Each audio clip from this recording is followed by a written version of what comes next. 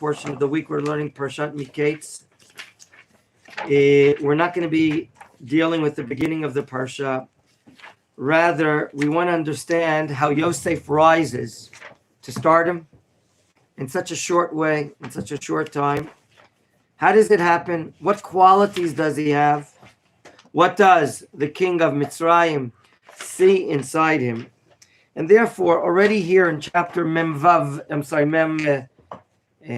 Aleph, 41, of course, in verse 46, that's right, Pasuk Mem Vav. After Yosef is summoned and he successfully solves the dreams of King Paro, and Paro sees the cleverness, the wisdom, the abilities and talents of this Hebrew boy who was a servant until now. All these words are used here in the text as words of shame, deny to him. The Torah says, and reading verse 46, Yosef ben 30 shana, he's 30 years old, correct? Be'omdo lifnei Paro melech Mitzrayim. Vayitze Yosef milifnei Paro vayavor b'chol eretz Mitzrayim. Since we're not dealing with a novel, nor a diary book, what do I care how old he is? And number two, what does it mean that Yosef goes out before Paro? And he passes through Eretz Mitzrayim. What does he do? We're not going to answer the questions yet. 47 in Mem Zayin. Vatasa Aretz b'sheva shnei asava likmatzim. We're talking about a 7-year plan. And he has a plan, an economic plan, to save the empire of the world right now from economic devastation. And he sees plenty of yield in these 7 years. What does he do with it? Memchet. You heard of the word kibbutz. Vayikbotz. He's collecting it. Chol ochel sheva shin mashu be'eretz mitzrayim. Vayitein ochel be'arim. Where is he putting the food? Cities. What type of food? Ochel sdei ha'ir. Asher svivoteh natan b'tocha. Memtet 49. Vayitzbor. He's accumulating. Vayitzbor Yosef bar. Look at me. Bar is a common word. We even use it today agriculturally as a general word for grain, unprocessed. Tivua. Can you repeat that word? Tivua. Tivua is grain. Tivua. How much? Kechol hayam. Now, what sea is there in Egypt right there? Like the sand of the sea? It's an expression, an idiom for a lot. Kechol hayam. Harbe. How much? Me'od. Wow. Look how many descriptions of grain is being stored here. Ad. They appointed several accountants, bookkeepers, to keep a record of the incoming wheat, and they lost count. Some said they couldn't even count that high. Some said, wow, what an accumulation. I want to stop here for a moment. I'm going to ask this gentleman to erase the board. Okay, thank you. Midrash HaGadol. Is a midrash called what? Midrash HaGadol. There you go. My father-in-law, my dear father-in-law, Shlita Rav Horowitz, he quotes the Midrash HaGadol that a lot of people were not happy with this Hebrew boy who was a servant becoming number 2 in power. The Midrash shares with us some of the lack of sympathy that the people in Mitzrayim had. And they asked, and Mr. Noam will write the 3 words in the color red, because this is their complaint in the color red. I'm going to speak to that. Eved tamlich aleinu? Can you repeat those 3 words, Russell? Eved tamlich aleinu. I'd like you now to sing it, though, in a better way, Ariel. I didn't mean that, although he has a nice voice. No. I'll say the phrase again. Please notice the musical notes that I use. Evet tamlich aleinu? It's a question. Beautiful. Beautiful. Evet tamlich aleinu? Little translation of words, Thomas? Maybe there's like a difference. No, and Evet is what? Slave. Where's your question mark at the end of the word? Evet tamlich aleinu? What is that? What is the question they're asking? Will a slave be above us? Rule over us? Tamlich from the word Melech. melech. I didn't ask for salt. Melach. I said melech. Yes? That's a question that they're asking. But you and I know that when I go to the Department of Employment and I go to Ariel Piskorsky, he's the commercial manager there, he knows what employment was Yosef involved before he was sold as a slave? Shepherd. A shepherd. So we, as my father writes, we, the Hebrews, can ask a different question. This is the question that you're going to write now with the color black. Who's asking this question? No, you're not going to sit down and let this show, I think. What? The Mitzrayim. The Mitzrayim. The Mitzrayim are asking this question. What happened to what? But we, Ship. students of Torah, of the Jewish people, analyzing, we're going to ask, Am Yisrael is going to ask a different question. What will be the question? Will a leader become a servant? No. What was his employment, Ariel? Shepherd. Will a shepherd become what? A Yeah. king? Roetzon Yemelech? Roetzon Yemelech? I'm trying to. Roetzon. Will a shepherd become like a king, or in this case, a viceroy? Oh, that's so interesting. My dear friend, when you. Roetzon. Roe with an ayin, correct? Roe from the word to see, lirot. You know, Roetzon. Yeah. No. Roe with an ayin, a shepherd. Roetzon with an ayin, sir. Roetzon yeh melech. If you open up the annals of history, I don't think you're going to find that a servant just turns king so quick, or a shepherd becomes king so quick. In the psukim that we began reading now, verse 46, 47, 48, and 49, and a few others thereafter, we're going to learn some of the implications of 17 years of a shepherd and another 12 years as a servant. Is that correct? How old, 13. Ranan, was Yosef when he was sold? 17. Excellent. How old now is Yosef when he rises to stardom? 30. So Yosef was 17 when he was. So it's literally, we read that in last week's Parsha, right? And here we're learning if he's 30 years, so he spent somewhere between 12 and 13 years as a slave. Okay? And we're about to learn one of the most fantastic stories in the field of leadership. In the field of leadership. Yosef is not in his country, is he? No. And when he sold to Sarah Tabachim, it's famous. As we read in last week's Parsha. The Torah says there, Na'ar Eved Ivri was sold. Repeat those three words, please. Na'ar Eved Ivri. When you call someone a Na'ar at the age of 17 years old, like a little kid, Na'ar, he's just 13 years old, but he was 17. That's one. Second, he was called an Eved. That's the lowest of society, isn't it? And third, he's called a Hebrew, what they called you in London, you Jew boy. Yeah. Can you repeat those three words in Hebrew again, Moshe? You Jew. Na'ar. Na'ar, Eved, and Hebrew. Ivri. Those three words again, Ariel? You Jew boy. No, I meant in Hebrew. Oh, sorry. No. Nar. Na'av Eved Ivri. Okay. All these kinuyim, these nicknames that we just mentioned, are nicknames of shame, nicknames of disgrace. As Chazal explained those words in last week's Parsha, Nar is a shoteh, is a fool. Ivri, we hate him. Eved, you know what it states in the Constitution of Egypt? As far as the religion of the Egyptian people, the Midrash says that in the Constitution of Paro, of the Egyptian religion, a servant does not become king. A servant does not wear royal clothing. That's brought in the Midrashim. 1 second, gentlemen.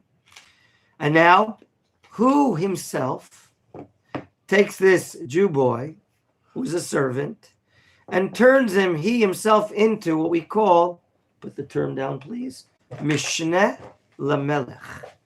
Can you repeat that term, Thomas? And what does Second to the king. second Mishneh from the word Shnayim? Exactly. Mishneh Lemelech. Okay, Mishneh Lemelech. Second to the king. Okay, how does it happen? In other words, he's now the civil servant who's highest in Egyptian monarchy, only one under the king of Mr. Paro himself. So he's the highest appointed official. And what job does he get as he's so clever in solving the dreams?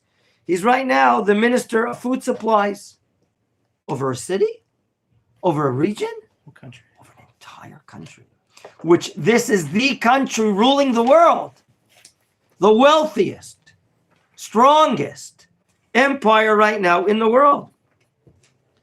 Okay. This gentleman is the Jew boy, Nar Eved Ivri. You just gotta take it in your stride. Right now, all of you are part of the Egyptian bureaucracy.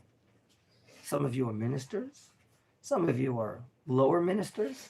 What are you talking amongst yourselves after hearing about this Hebrew servant youngster that was appointed? What are you saying about yourself? Let me hear some political statements, sir. How do you feel about this? Evet Hamlich Aleinu? In other words, what can we suppose, Ariel? He should be bringing us coffee. He should be bringing us coffee. In other words, there are people in the king's courtyard. They've been waiting for a what? A rise in position and level for years, right? To get a new position. And so we can assume and assess that what type of ayin, what word am I looking for in Hebrew? Ayin ra. Ayin ra'ah. Or ayin sarah. Okay? When I'm jealous and I'm envy. I have a narrow eye. That's the expression literally. I'm envy. I'm jealous of that position. And therefore, it could very well be that this appointment of Yosef to such a high position right now is causing a lot of problems amongst the mainstay of the Egyptian government right now. And so therefore, not by mere incidents that we write down this midrash, what some of the Egyptians are saying. Now, in spite of the fact that they could be, petitioning with some plaques and some demonstrations with an okay from the police, whatever, does it help them? No, it doesn't help them. And in spite of the fact that they're not happy, probably, the Torah said, and I asked that question, what does it mean, Vayetze Yosef bechol eretz Mitzrayim? Does it mean that he literally physically went around? It could very well mean, some of the commentators say, that his appointment has now spread all over the country. Remember, we're not in electronical, technological times. To get the word across such a big country will take time. That's what it may mean. Vayotze Yosef. Yosef is out. It means the word is out. The appointment is out. Now, can we ask the obvious question? Is Yosef worthy? Is he talented for this appointment? Okay. Remember, a moments ago, he was sitting in the dungeon, wasn't he? Yep. And he was brought out of that dungeon, the boar, right? Historically, prison cells used to be under the ground, inside pits, correct? Today we call it a beit kela, kalu, ata, you're tied up, right? You're imprisoned. Not long ago, he was brought up from there. For what purpose? To solve Paro's chalamot, his dreams. And it's very reasonable to suppose that, let me ask you, Russell, you were Yosef, you were summoned, taken out of the boar. They changed your clothing. They gave you a nice shave, as we read here at the beginning of the Parsha. What are you thinking? What's going to be tomorrow, the next day? What are you really thinking? Let me hear. I'm about to die. No, you're summoned in order to summoned. solve. Your clothing was changed, and you were shaved in honor of the king. How long do you think you're going to be out here? Just for a short while. Why? Back to prison. That's right. Most people would assume that he's coming out to solve, and he's going to go back, right? And he says to Paro, but in order for this economic plan to succeed, hopefully you read this formally at the beginning of the parsha, you have to appoint Ish, Navon, V'chacham. Ish, a man, Navon, with intelligence, and Chacham. Do you think when he said those words that he could be maybe even thinking about himself? But it's a long shot. It's certainly a long shot, isn't it?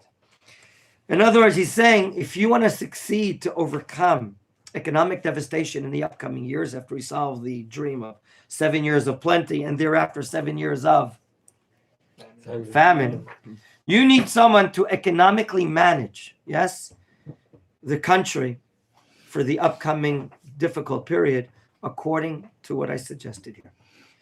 Now, he's a big surprise. And the Torah says to us that he, Yosef, was 30 years old. And we're asking, why does the Torah want us to know that he's 30 years old? The Malbim explains here, Malbim is one of the later, one of the Achronim, one of the later commentators on the Chumash. The Torah wants us to know how much Yosef suffered. It's not cherry pie and Chevrolet to be a slave for 12 or 13 years, is it? Not at all. He suffered the life of servitude, okay, in Mitzrayim, about 12 or plus years. If this doesn't shake you up, gentlemen, okay, then you should read the Ibn Ezra at the beginning of the parsha. I see my father-in-law brings it. Not to this parsha. Where does the first place in the Chumash that an Eved appears in the Torah? The laws of an Eved? Anyone remember with your good Chumash studies until now? That's correct, the Parshat Mishpatim. I'm very happy you said that. In the book of Shemot, chapter 21, the first of all social laws that we have after Sinai are the laws of an Eved Ivri.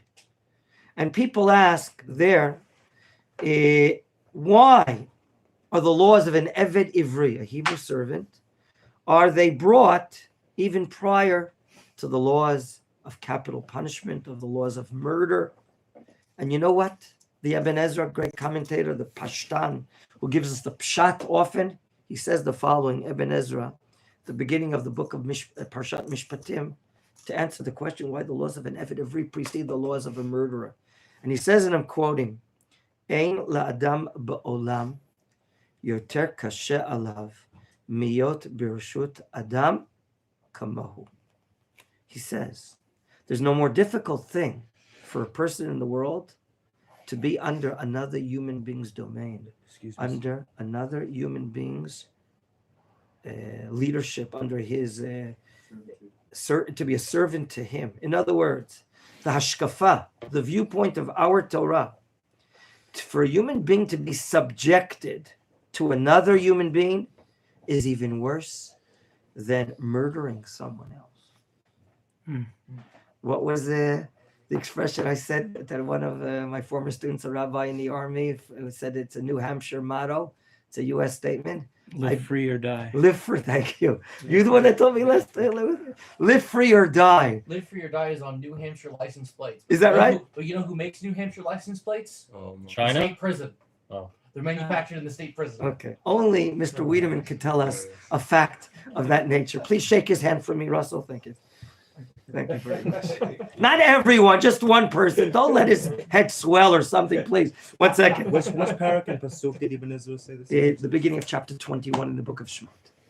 Therefore, the laws of Avdut, the laws of servitude in the book of Shemot, in all the social laws right after we received Torah at Sinai, precede the laws of murder. To tell you, if that's what the Torah is saying, then you can imagine the difficult time that Yosef had in an Egyptian prison, in a dungeon, for 12 years. We have to bring our prisoner of Zion, Rabbi Yosef Mendelevich, as a guest lecturer.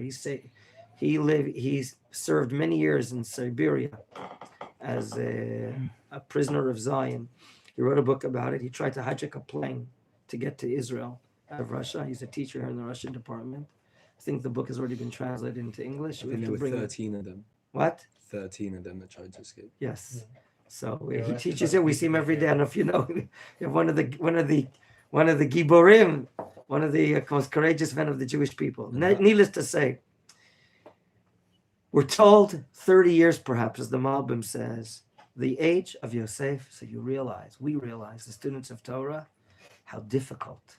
He probably has a bitter life of a servant. It must have depressing his intellect and his body and his emotions and his feelings and his self-confidence and his ego, and everything must be totally depressed. Questions until here. Amos. It seems to me like he was a second in the house of Paro. The first Paro. No. Potiphar. Potiphar. Then he was a second in the prison, and now he's a second in the Egyptian. Only under, yeah. Is it like he always can like get to the? But it's so But- quick. It's so quick. Yeah. Is there any? There's no other similar situation, not in the Tanakh and probably in world history. And now, I want to ask something to you. Please tell me where the term Melech Mitzrayim appears in your Chumash. Keep on looking and tell me where Melech Mitzrayim appears. Which 46, thank you. In the beginning. Yeah. Right. That is the first pasuk we began reading. Look, I didn't count it, but my dear father-in-law counted it. In the book of Bereshit, Paro's name is mentioned. Go for it. Go for it, man. Ramses. 17. I'm gonna go with 18, like the price is right. 25. 94 times. 94 times. My father cannot name. I'm not that good. 94 times is his name counted. Paro. There's only once that Melech Paro is mentioned. And it's here. I repeat, only once the term Melech Paro is mentioned, and it's here. Don't we all know that Paro is the traditional historical name for the king of Egypt, like Caesar is the traditional name for the Roman king? Okay? And so what's going on here? Only this time is it mentioned Melech Paro. Sorry, which pasuk? 46. Got it. Thank you. Why? Maybe he had to put his foot down. Maybe he had to rescind, annul, cancel any constitutional law that he made himself, that an Eved, and certainly not a Hebrew, can become what? A king inside Egypt. And therefore here, he has to be called what? Melech Paro, in order to put down any protest, revolutions, arguments by the mainstay of the Egyptian people. Let's hear some more questions, Renan. I have three. 3 for 1. Three. We'll charge you for each one, don't worry. Here it's Pharaoh. He recognized that the God of Israel, the God of Abraham, Isaac, and Jacob, and he. Can you said prove to that- what you just said? The Yeah. God? See.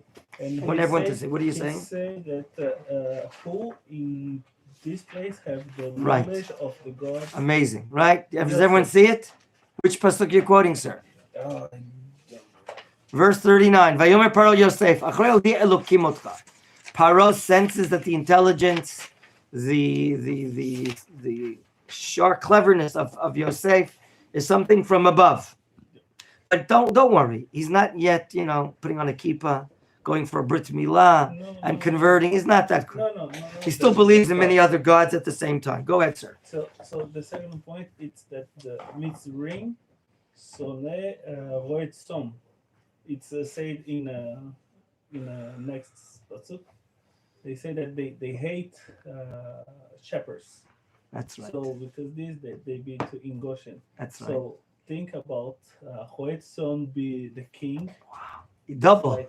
It's very It's very good. Very nice point. Thank you. And Roet Som Yemelech, I think the most fast it's David, King Right. David. Beautiful. We see later on that even David, who's a Roetzon, he too becomes king. But it's not that fast. Not that fast, sir. It's 13 years. No, David from one is- day, he's a servant. The next day, he's second in power. That we never see ever in history. Next point or question that someone had here? Hirsch, was it you that had a question? Okay, if not, then we're continuing. The specific parak in Pasuk where he's called Melech Paro. Menachem Mitzrayim, 46. Gentlemen, It's 46. back to the Pasuk where it says he's standing before Paro. Do you see that? Where we read that? In 40. 6. Be'omdo lifnei Paro melech Mitzrayim. Okay? Only if he stands next to Paro is he really protected. Because there could be a lot of people that are disappointed. But you should know his position will not allow him to hang out in Paro's palace. He can't, from remote control, from distance, organize and bring to fruition the economic plan, because he's going to have to be taking a very big danger and traveling every place. And maybe that's also the meaning after standing mifnei Paro, vayetze Yosef milifnei Paro. It could be another meaning that it's not that his name is now all over the place, but he's going out to study agriculture, agronomy, economics. He's going to go out to see all the farmland. And he wants to, after analyzing all the farmland and see their potential, he wants to provide an economic program that will work. Because until now, does Yosef know what's going on in Mitzrayim? No. Does he have these cameras inside his office? No. Does he have economic reports? No. So how is he going to study? He has to go out and see, travel, and see the different farmlands. What can they produce? What particular grain or corn can they produce? Because until now, he's been busy as a servant in prison. Okay? And now he has to go out to the cities, to the villages, to all the agricultural areas and see the different populations. How are they working? What are their talents? What are they not? And maybe he has to appoint clerks, servants in every area that give them authority to analyze, report back, and so on and so forth. In verse 47, what becomes clear? Let's read it again. Vatas haaretz b'sheva shnei asava likmatzrin. It's clear that his plan, his solution of the dream is coming true. Because, wow, likmatzim, kometz, in this case, is large quantities more than any other years. And that's what it means, much more than any other year. If an Egyptian farmer during a regular year would be able to handle, let's just say 5 or 10 tons, right now, it's much, much more. So the vision that he had will only come true after we see a full 7 years. And that's what the Torah says in verse 48. Vaikbotz et kol ochel. Now, of 7 years. What do you mean kol ochel of 7 years? Don't the people have to eat? Do you think he collected everything that grew in the 7 years and put into storage? Obviously not. People have to eat. So what is he storing? It's called surplus, isn't it? It's called the surplus. That's what is that clear to you? He's storing the surplus in Eretz Mitzrayim. Okay? Vayiten ochel be'arim, and he's providing what he has to provide. So we see here that we have a division here. One place it says ochel ba'arim. Place 2, it says at the end of 48, ochel sdei ha'ir. What are we talking about in these different places here? So there are those commentaries I want to share with you that say the following. The Amek Davar, the Netziv Volozhin says, different foods have different storage needs. Not every type of grain, aleph, can be stored, and not every type of grain can be stored in the equivalent way. There are also different climates in Egypt, between the east or west or south and north. And every climate is growing a different product. Every province is growing a different way. And therefore, he's checking out the cities, the rural areas, the other areas, and so on and so forth. Now, what does he have to build in order to keep all of this? Warehouses, storage houses, okay? Like when you go by the airport, you see these hangars that are so high enough to hang a plane. They hang a plane so that, you know, They have the little gap at the top so it can just go in there, right? He has to build what we call a samim. Silo. Right. In Hebrew, osem asamim. like the crisps. Also. Yes, osem asamim. I mean, For the purpose of storage. Now, they all have to be under supervision. Moisture you can allow in, water, so and so forth, not because of chametz, but because it's going to rot all the dry grains there. Okay? And therefore, when it says, vayikbotz et kol ochel sheva shanim, as opposed to vayitzbor bar, there are different types of grains that are stored one way and others stored the other way. Nevertheless, do we see the surplus, how much it is in verse 49? Look at it. Vayitzbor Yosef bar kechol hayam harbe meod ad ki chadal lisbar. Okay?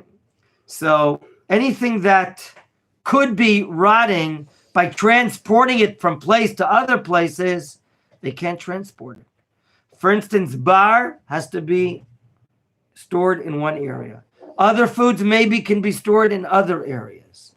But we're seeing clear here, Yosef is involved. He's learning, he's storing, and his solving of the dreams are coming true. Obviously coming true. What happens when happy days are ending? What happens? Let's keep on reading. Pasuk Nun 50. Uli Yosef Yulad, right, passive tense, was born. Shnei Vanim. B'terem tavo shnat harav. Why is it important for the Torah to tell us that prior to the arrival of the years of famine, he has two boys? Because once famine arrives, bringing a family is going to be prohibited. Why? Not enough food. There's not enough food. Yosef has two boys. Look at verse 50, sir. And there you see it yourself. Okay? And we're told his wife, Asnat, who comes from a very special family, okay, the priestly family of Egypt. Remember, there are no Jewish girls. The daughter of Potiphar. Potiphar. So, right, there are certain meanings. Is it Potiphar? Is it not? There's several meanings regarding this matter. I love the midrash on that. What midrash do you want to share with us? The one that the angel Gabriel came and castrated him for lusting after Yosef. Yeah, this one just says he is Potiphar, but he was called Potiphar because he emasculated himself because he desired Joseph for sodomy. Okay. Now, I want you all to read with me after the calling of the names in 51 of the two kids. Let's just read it first. Vayikra Yosef et Shema Bechor Menachem. Ki nashani Elohim et kol amali et kol beit avi. Whereas the second one in Nun Bet 52 follow the reading. V'eit Shema Sheni Kara Ephraim. Ki Efrani Elohim be'eretz onyi.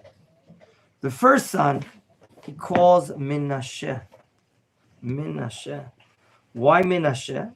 What does it reflect about Yosef, his psyche, his connection to his ancestors? Okay, Nashani Elokim. Okay, what does the word Nashani mean, gentlemen? Made me forget. What does he want to forget? Et kol amali. Amal, in simple Hebrew, in the text of Chumash, could mean hard labor, hard work, amal. But here it could mean the affliction that he's going through, the family affliction that he's going through. His sins maybe where he failed in relative to his brothers. Because he's so busy now rising to stardom in the Egyptian country, God has allowed me not to deal on a daily basis with all my affliction. Otherwise he'd go crazy. He wouldn't be able to function. God has allowed me to forget my father's house. In other words, Is that positive or is that negative? On the one hand, he doesn't want to forget totally his house. But on the other hand, Yosef is a great believer. Not many people called Tzaddik. He's called Yosef Tzaddik. As the prophet says, Tzaddik be'emunato yichyeh. A tzaddik in his belief shall he live. In his belief. Yosef's a believer that whatever is happening to him right now is part of a divine process. Is the hand of Hashem working through nature, working through the Egyptian society even. So for him to continue doing his shlichut, his mission, he believes totally that it's God that has what moved or caused me to forget right now my what? My affliction, my pain, and what's going on with my father's house. Otherwise, I won't be able to do this. That's name one. Name two, and then we'll entertain questions. V'shem hasheni kara Ephraim. Ephraim. Tell me the two letters, root letters, very important root letters in the word Hifrani. No, Aleph. Aleph. There's no Pei, Aleph. Resh. Pei, Resh. As part of the word.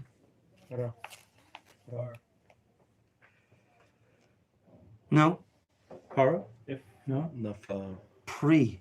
Pre, the fruit. Fruit. Ki hifrani Elokim be'eretz oni. In a land of poverty, God has brought me a bracha, a blessing. Pri. Hifrani. He's allowed me to grow. So what do you see? Both names, he connects to God. He's a godly person. He's a man of complete faith. He's not complaining and saying, well, why was I sold in this and that, and holding a grudge against his brothers and going to a psyche house because of depression. He's full of strength and energy. He's clever, his wisdom. Economic minister devises a plan to save the Egyptian country. And all this is a prelude to the difficult times, because once the bad years happen, he's not allowed to have a family. Renan, you wanted to say something? I want to say, it's can mean ki nashani. When he become a father, he could forgive, not forget. God has made me forget. No, can be forgive to his To family. forgive, nashani is movement. In this case, most of the Rishonim say, allowed me to forget, not to be on my mind. Otherwise, he would be depressed. He become a father now. He have like more soft, and then he forgive his brothers. We don't see anywhere where he's hard on his brothers until now. We don't hear any complaints. He's such a tzaddik. Yes, Ariel. Rav, so we know Ephraim and Menachem will be elevated to be tribes. Call them Menashe and Ephraim. Menachem and Ephraim From Menashe is the first. will be elevated to be better from Shvatim. What? They'll be elevated to be Shvatim. Who says so? I have read Yaakov the Cliff Notes. prophetically tells Yosef. God tells Yaakov about his grandchildren, that they will be like tribes. So the mother then, Osnat, would be, unless it would be one of the mothers. We don't see that. But Though. do We get don't see anything that. from her? Any No, other- we don't see that. Nothing? No, Good. nothing. Ken. Gentlemen, now the happy day. Yes, Amos? I have a question, but it's from the previous. So please a little later after Okay. Shir. Thank you. Want to get more in now here? Pasuk Nun Gimel 53. Can you please follow the reading? Vatichlena Sheva Shnei Sava Asher Haya Be'eretz Mitzrayim. Very dramatic. Very dramatic. That's it. Vatichlena. Remember the word Vayichulu Hashamayim V'aretz V'chol Tzva'am? Heaven and earth were ended. They were finished, created. Here, these 7 impactful years of economic growth in Mitzrayim have now ended. This is it. Nun Daled 54 Vatichilena Sheva Shnei Ra'av. The 7 years of famine have begun. Lavot to come. Kasher Amar Yosef, just like you predicted, just like you projected, that God gave you the power to solve the dreams. Vayirav bechol aratzot uvechol eretz Mitzrayim haya lechem. What does it mean that the Torah says vayihi ra'av bechol aratzot? What does that mean? It was a worldwide famine. It's a worldwide famine. Let's check. Did Yaakov know that Ephraim and Menashe would be coming from Yosef? Right now, he doesn't know. There's no connection. He's mourning for 22 years. Remember that Midrash that Rashi brought last week? We read it. And Yudah, when he goes down and leaves the Hebron area, it says, "Vayered Yehuda me'et echav." We said it's not just a topographical decline, but spiritual decline. He sees his father suffering. He can't take it. That's what Rashi says in Chazal. He can't see his father suffering so much. He can't hang around and see it. It's ripping him apart. And that's why he has to go away. And that going away calls him a spiritual decline, which eventually is going to help build the Mashiach here. But gentlemen, after the great days have ended and the first years of famine have arrived, here we see what's happening, the first 3 or 4 psukim here, what's happening in the early years of the Rav. Like the Torah, you know it and you're learning about it. The Torah is not a book of stories. And here too, a lot of details are not here. But in order to get a greater picture of what's happening here, we often have to be aided either by the commentaries, the Rishonim, or going to the Midrashei Chazal. From verse 54, gentlemen, okay, the fact that in all the other countries around Eretz Mitzrayim, which is Africa down below, and which country above? Canaan. What? Canaan. Eretz Canaan.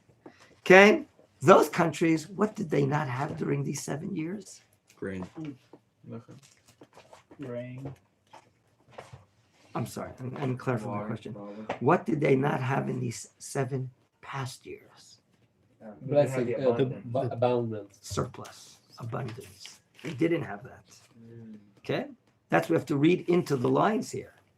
They didn't have their silos full with storage of odef. Can you repeat that word in Hebrew? Odef. Which is when you change, surplus, right? You go to the grocery store and you give some money. Kama odef, kama change, how much? How do you spell Odef? I'm not going to tell you. You're going to tell me. I don't know. Is there an Aleph? Vav, Okay. Daled, Don't listen to Pei. his Ashkenazi Aleph. I meant iron. That's what he meant. I actually didn't mean. Adif, adif, your preferred. Adif, okay? Okay, that's what I So, thought. my dear friends, it's very possible that the neighbors south of Egypt, north of Egypt, are not aware at all that what is expected is 7 years of famine. And therefore, don't be astounded. When you read verse 54, again, let's read it for the second time. Vayi ra'av bechol haratzot uvechol eretz Mitzrayim haya lachem.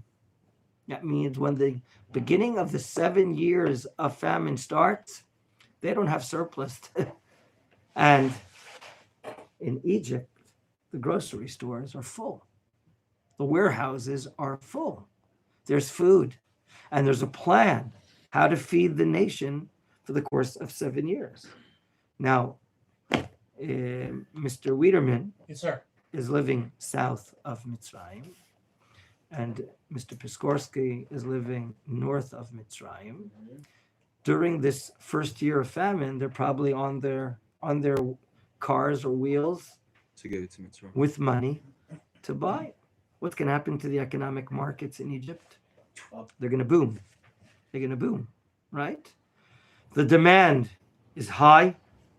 There is food, but they have to be careful, the Egyptians, because if they sell too much, what's going to happen? They won't have some for themselves. That's right. So maybe what can they do to the price? They can jack up the price. As a result, what do you foresee that's going to happen to the federal economic situation of Egypt? And decades from now, who's going to take that out of Egypt, going up to Eretz Canaan? The Jews. The Hebrews. That's right. Can I borrow your silver goblet? And she says, no, I don't have one. I saw it on the left cabinet at the time it was darkness.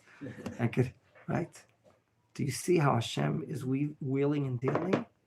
that wealth will come to the Egyptian empire above and beyond any expectation.